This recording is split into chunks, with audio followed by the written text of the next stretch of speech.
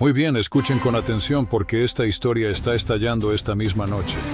Lo que se vio como un revés de medianoche para Trump ha explotado en un golpe decisivo. Un juez federal despojó hasta el último rastro de privilegio ejecutivo que protegía registros clave de la vista pública. Imaginen esto. El monumento de $400 millones del presidente está paralizado. Grúas congeladas, equipos enviados a casa. Esto no es solo un revés judicial, es un golpe al corazón de una ambición personal desenfrenada. La Casa Blanca pertenece a la nación, y esta noche ese principio golpeó con la fuerza de lo inevitable. Aquellos registros antes privilegiados están ahora legalmente obligados a salir a la luz implacable del día. La verdad ha salido a la luz. Gracias por acompañarnos en esta cobertura especial. Las fuerzas que convergen contra él se intensifican implacablemente desde todos los flancos en este momento. Para comprender verdaderamente por qué esta decisión de medianoche aterrizó con un peso tan punitivo, debemos revisar la apuesta extraordinariamente imprudente que formó su base. Inmediatamente después de su toma de posesión, avanzó con la certeza absoluta de un hombre convencido de que las reglas y tradiciones de larga data ya no lo vinculaban de ninguna manera significativa.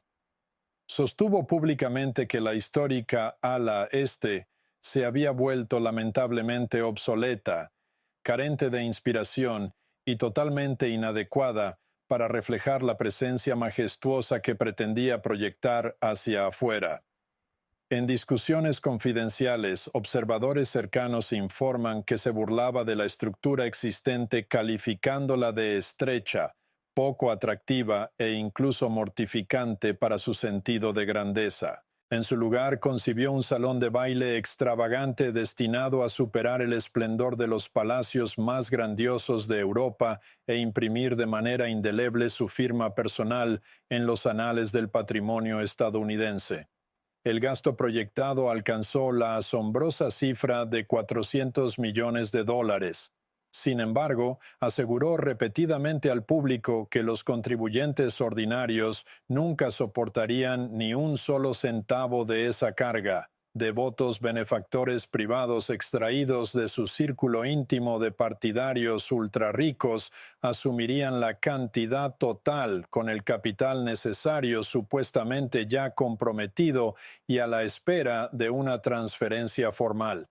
Esa sola afirmación sirvió como la piedra angular crítica que sostuvo cada acción posterior. En circunstancias ordinarias, cualquier propuesta para demoler porciones de la residencia ejecutiva, un sitio designado como Monumento Nacional Protegido, exigiría años de evaluación meticulosa, audiencias públicas de preservación y autorización explícita del Congreso.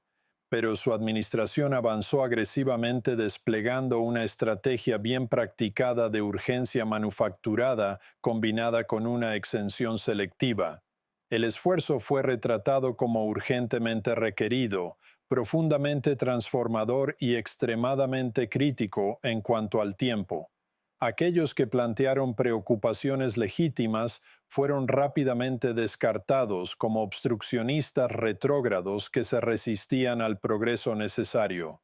Organizaciones dedicadas a la preservación iniciaron acciones legales sin demora, manteniendo que la Casa Blanca sigue siendo la herencia compartida de todos los ciudadanos y no del ocupante temporal en residencia. Su argumento se basaba en una lógica simple. Ningún edificio histórico puede levantarse únicamente con la fuerza de garantías verbales.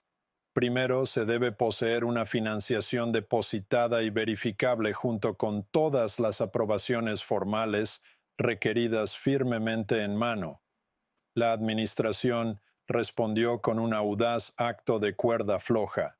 Invocaron la pesada excepción de seguridad nacional, afirmando que el salón de baile propuesto incorporaría una infraestructura de protección subterránea avanzada diseñada para modernizar y reemplazar las salvaguardias existentes deterioradas. Ante esa afirmación clasificada y limitada por los protocolos de secreto, el tribunal permitió que la demolición preliminar avanzara, aunque impuso limitaciones rigurosas.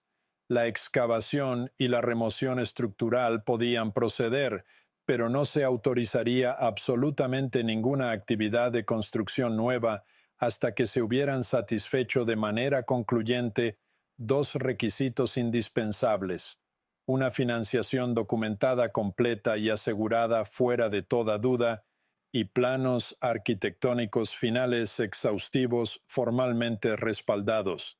Él ignoró esa advertencia explícita por completo.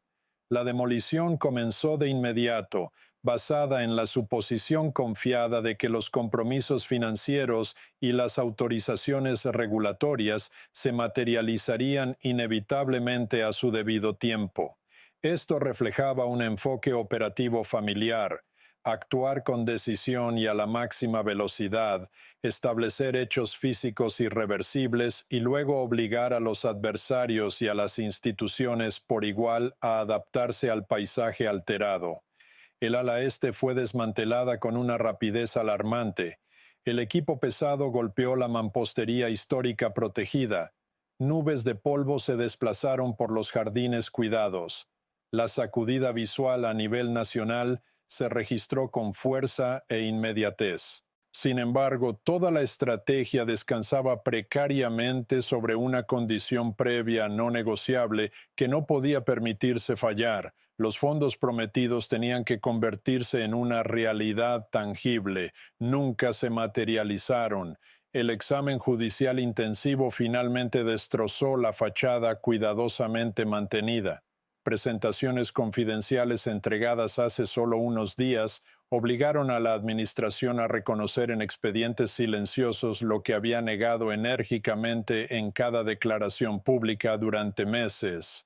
El supuesto fondo dedicado existía solo como una ilusión. El alegado financiamiento del salón de baile consistía exclusivamente en promesas informales y no ejecutables, y acuerdos verbales casuales extendidos por operadores de fondos de cobertura, destacados desarrolladores inmobiliarios y figuras de la industria del entretenimiento que circulaban rutinariamente dentro de su órbita personal y profesional. No existía ningún mecanismo de plica segregado, ningún instrumento de compromiso vinculante que garantizara la transferencia, simplemente expresiones contingentes de intención sujetas a la continuación de condiciones económicas favorables, un prestigio público sostenido y una ascendencia política ininterrumpida. Entonces los eventos externos intervinieron decisivamente. La abrupta perturbación financiera internacional que se originó con las severas convulsiones del mercado de bonos en Japón hizo mucho más que inquietar a las bolsas mundiales. Inmovilizó efectivamente a los contribuyentes potenciales en su lugar. Requisitos de margen generalizados cayeron en cascada sobre las carteras de inversión.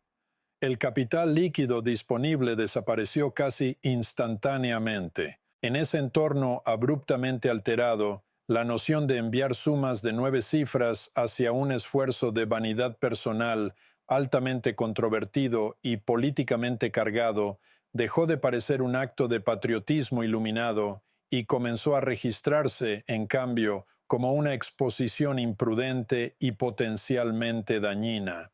Cuando los funcionarios del Tesoro finalmente exigieron la entrega real de los recursos prometidos, los supuestos partidarios desaparecieron en masa. Un prominente contribuyente potencial retiró formalmente su participación apenas unas horas después de la solicitud, invocando obligaciones fiduciarias con sus clientes en medio de la extrema inestabilidad del mercado. Muchos otros simplemente cesaron toda comunicación con el juez presidente. Esta secuencia representó el punto de inflexión decisivo que reformuló fundamentalmente el litigio. Lo que antes se había caracterizado como un aplazamiento temporal de las transferencias anticipadas, ahora quedaba expuesto como algo mucho más grave y culpable: una demolición física emprendida basándose en un respaldo financiero totalmente ilusorio. El lenguaje empleado en el fallo formal es excepcionalmente severo. El tribunal niveló cargos de tácticas deliberadas de engaño, condenando específicamente la destrucción de un activo histórico protegido federalmente basada en representaciones que actualmente carecen de cualquier fundamento en la realidad y que muy posiblemente nunca lo tendrán.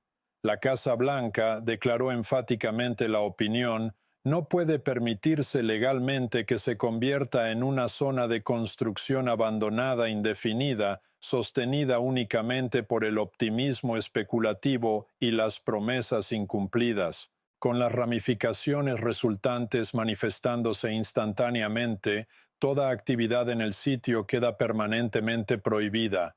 La agencia federal responsable ha recibido ahora directivas explícitas para formular una estrategia integral de remediación que aborde lo que antes se consideraba una contingencia inconcebible. Si el financiamiento privado verificable no se materializa dentro del plazo de 30 días otorgado, la restauración total del sitio, y no cualquier forma de finalización, se vuelve obligatoria, requiriendo el relleno de toda la excavación, la nivelación del terreno perturbado, la reconstrucción de las protecciones temporales esenciales y, siempre que sea factible, la reversión del daño infligido para aproximarse a las condiciones preexistentes. Para un individuo que constantemente equipara el logro personal con la magnitud física tangible y la exhibición teatral, este desarrollo constituye una humillación al nivel arquitectónico más elemental. El símbolo pretendido de dominio incuestionable ha sido transformado de la noche a la mañana en una ilustración de libro de texto de una sobreextensión fiscal y estratégica catastrófica. Ya no se enfrenta simplemente a una extravagancia interrumpida. Ahora enfrenta un ajuste de cuentas público inevitable sobre la manera en que se desplegó la autoridad ejecutiva sobre la base de pura confianza y bravuconería sin el apoyo de la sustancia. En última instancia, la dinámica impersonal del mercado logró lo que los persistentes desafíos legales por sí solos no pudieron lograr. Iluminaron despiadadamente la enorme discrepancia entre las declaraciones grandiosas y la realidad concreta, dejando la residencia ejecutiva varada directamente en medio del campo de escombros resultante. A lo largo de los meses anteriores, la administración se refugió constantemente tras una invocación particularmente potente: la seguridad nacional.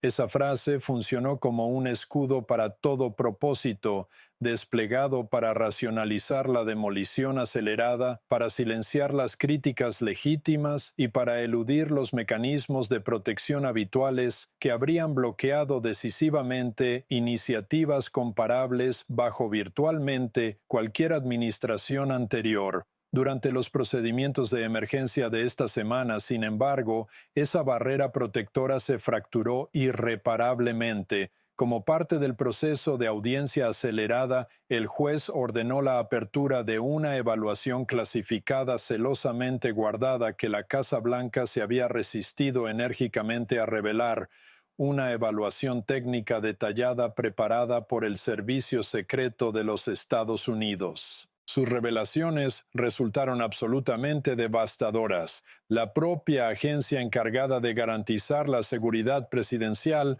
había registrado una fuerte oposición a la empresa propuesta desde sus etapas iniciales. Según los hallazgos desclasificados, la enorme excavación abierta inmediatamente adyacente a la residencia principal generaba exposiciones de seguridad profundas e inaceptables. Los elementos fundamentales expuestos elevaban sustancialmente los riesgos asociados con la vigilancia hostil, los posibles intentos de intrusión subterránea y las amenazas emergentes de sistemas aéreos no tripulados. Además, el concepto arquitectónico fuertemente acristalado previsto para el salón de baile se caracterizó como fundamentalmente incompatible con medidas efectivas de endurecimiento protector, intensificando en última instancia la vulnerabilidad general en lugar de disminuirla. Expresado en términos directos y sin adornos, el servicio secreto concluyó inequívocamente que seguir adelante con el proyecto haría que el complejo ejecutivo fuera considerablemente menos seguro que antes. Esa evaluación aniquiló la posición legal fundamental de la administración en su totalidad. La iniciativa del salón de baile nunca estuvo auténticamente arraigada en una necesidad genuina de protección. Más bien constituía una elaborada característica de lujo revestida de terminología de clasificación selectiva precisamente para evadir los estatutos de preservación establecidos. Esa diferenciación crítica tiene un peso decisivo. Las leyes federales que protegen las propiedades históricas designadas permiten explícitamente la interrupción temporal solo cuando es demostrablemente obligatoria por requisitos operativos imperativos, nunca cuando está motivada principalmente por el engrandecimiento personal o la preferencia estética. El juez se expresó con una severidad excepcional sobre este punto, condenando la repetida invocación de la seguridad nacional por parte de la administración como nada más que un mal uso pretextual de los protocolos de confidencialidad, arma deliberadamente para obstruir la supervisión legítima. Con ese pilar esencial irrevocablemente socavado, toda la arquitectura legal que sostenía el proyecto se desintegró, y las ondas de choque resultantes se propagan mucho más allá de los estrechos confines de esta única orden judicial. Al obligar a revelar las tergiversaciones subyacentes, el tribunal ha privado permanentemente al Poder Ejecutivo de su capacidad previa para acelerar futuras modificaciones estructurales sin un escrutinio intenso. De ahora en adelante, cada propuesta, cada afirmación, cada variación solicitada será evaluada a través de una presunción inevitable de escepticismo. La presidencia ha perdido el beneficio tradicional de la confianza institucional. Aún más alarmante es que el fallo invita afirmativamente a un examen riguroso de si las declaraciones juradas iniciales presentadas al tribunal contradijeron materialmente las evaluaciones internas contemporáneas de la agencia, elevando potencialmente este asunto de una mera deficiencia administrativa hacia el territorio significativamente más serio de la responsabilidad legal. Hemos llegado al punto de apoyo decisivo de esta controversia en curso. Lo que se originó como una visión personal ambiciosamente carente de recursos ahora está formalmente adjudicado como inherentemente inapropiado desde su inicio. Lo que se comercializó persistentemente como una mejora protectora prudente ha sido reclasificado oficialmente como un peligro documentado.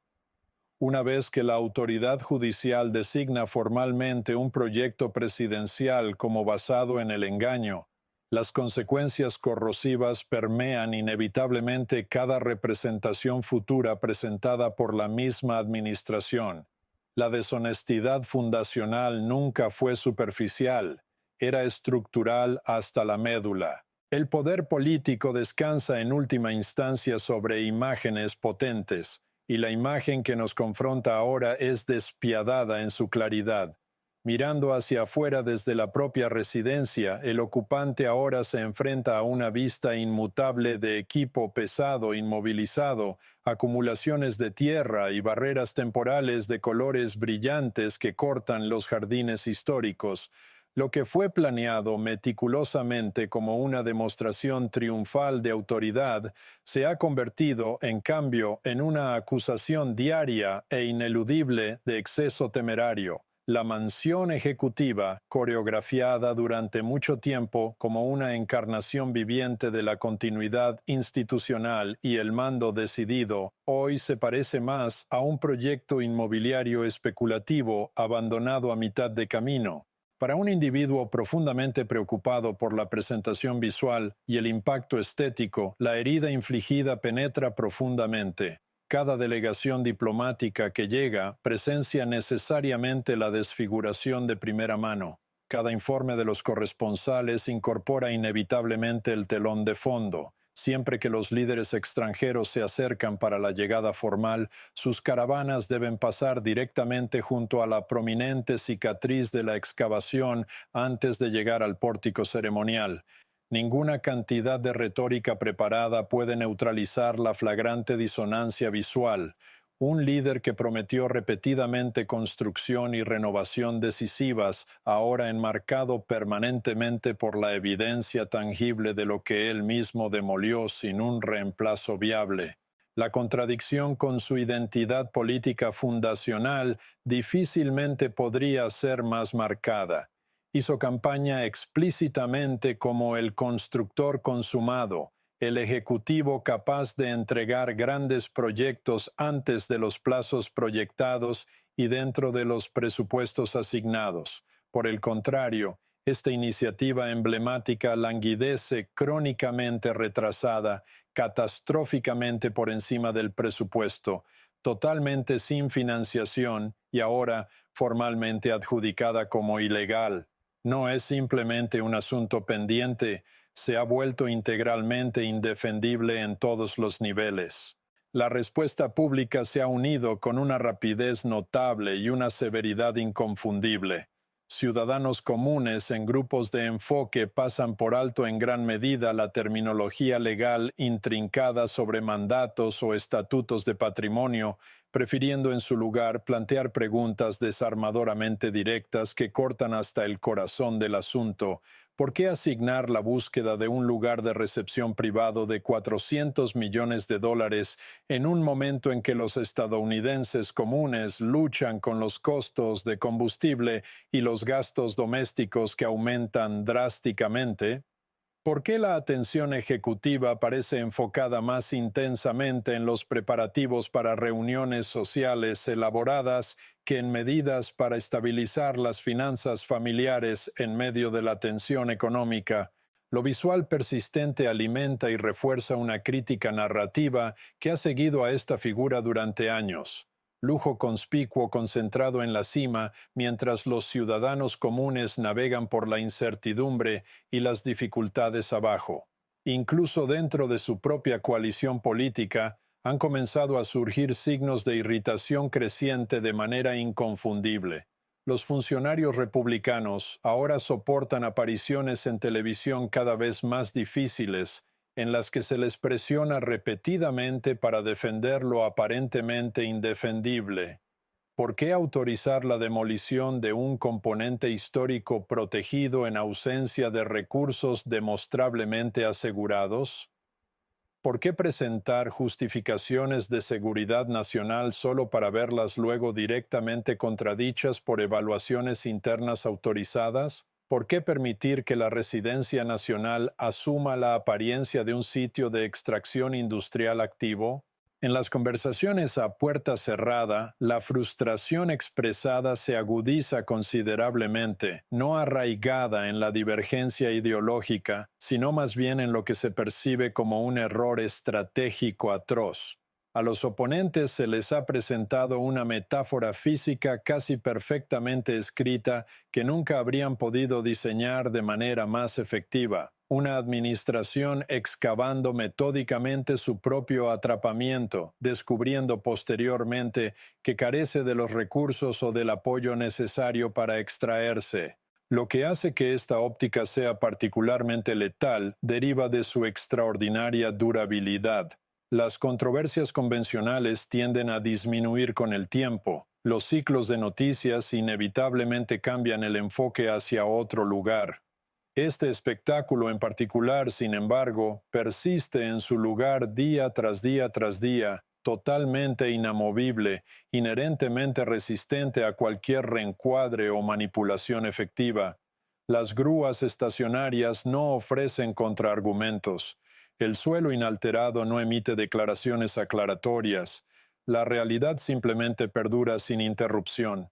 El tribunal otorgó exactamente 30 días naturales, o se presentan compromisos de financiación concretos y verificables, o se emprende la reversión total de las alteraciones infligidas. En la superficie, esto podría parecer una elección binaria ordinaria. En efecto práctico, sin embargo, funciona como un ultimátum ineludible que no ofrece ninguna vía realista de avance.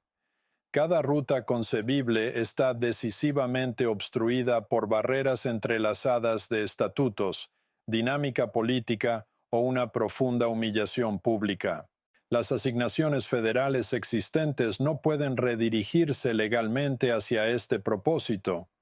El fallo prohíbe expresamente la utilización de fondos designados por el Congreso en ausencia de una nueva autorización legislativa explícita, dados los índices de aprobación pública en rápido deterioro junto con las prolíficas investigaciones en curso.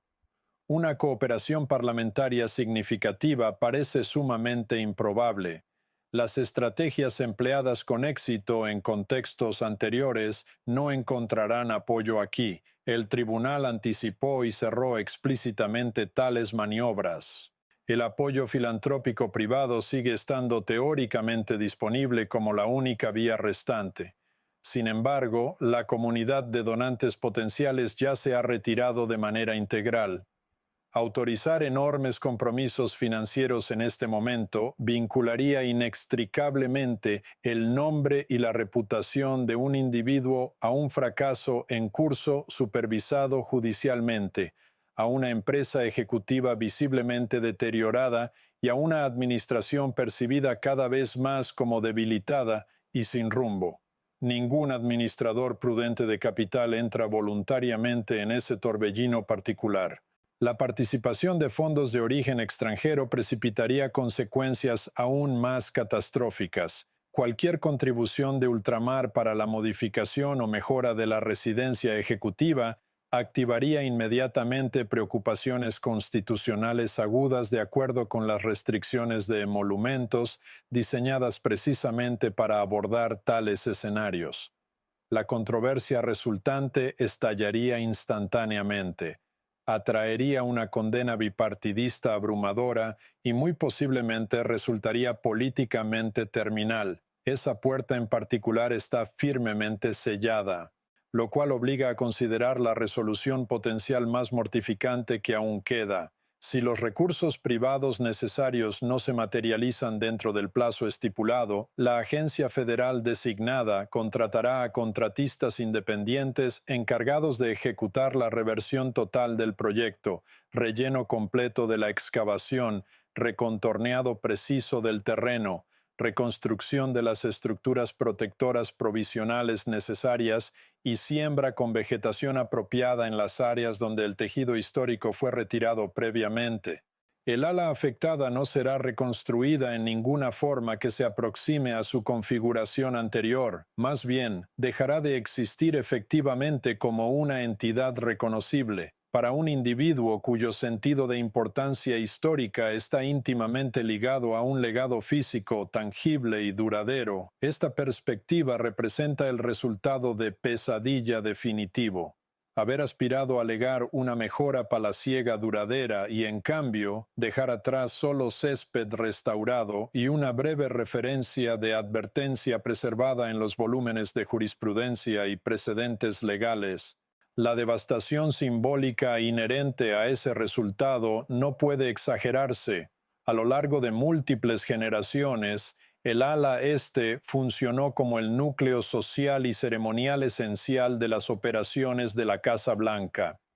Al autorizar su destrucción, en ausencia de cualquier estrategia coherente de reemplazo, la administración actual amputó efectivamente un miembro de larga data de la tradición presidencial. Al no poder restaurar o sustituir posteriormente lo que fue eliminado, han validado inadvertidamente la crítica fundamental más persistente lanzada contra ellos desde el principio: destrucción deliberada, enteramente divorciada de una administración responsable. Esta controversia trasciende, en última instancia, las cuestiones de infraestructura física únicamente. en su nivel más profundo, se refiere a la legitimidad institucional misma. Un ejecutivo incapaz de reunir los recursos financieros necesarios, incapaz de mantener la cohesión entre sus aliados naturales, incapaz de persuadir a tribunales imparciales e incapaz de llevar a término su propia iniciativa emblemática defendida personalmente, queda expuesto de la manera más inquebrantable y despiadada imaginable. La ilusión cuidadosamente cultivada de dominio total se desintegra decisivamente en el momento en que incluso el hormigón y el acero básicos se niegan a cooperar. El autoproclamado presidente constructor aspiraba a conferir a la nación un palacio arquitectónico duradero. En su lugar, ha heredado un vacío persistente. Y dentro de ese vacío persistente reside la evidencia más clara y escandalosamente concreta reunida hasta ahora de que esta presidencia en particular ha agotado tanto su impulso disponible como el suelo mismo bajo sus pies.